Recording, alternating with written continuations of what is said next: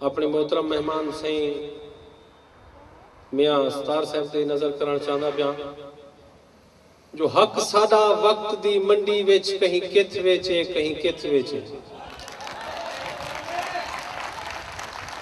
हक साडा वक्त दी मंडी विच कहीं किथ वेचे कहीं किथ वेचे।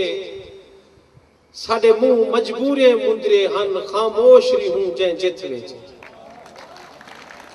साडे मुंह मजबूरे मुंदरे हन खामोश रहूं जै जिथ वेचे।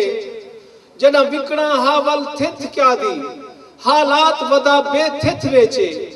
दरबार कदई बाजार दे विच कहीं उथ वेचे कहीं इथ वेचे। मेहरबानी सही। हक साडा वक्त दी मंडी विच कहीं किथ वेचे कहीं किथ वेचे।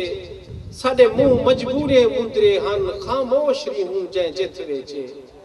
जना विकणा हावल थिथ क्या दी हालात वदा बेथिथ वेचे।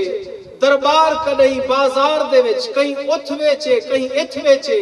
पर हुण चुप दी चादर चीर करई हुण चुप दी चादर चीर करई। सच लब तई आमण सिखदे पिन।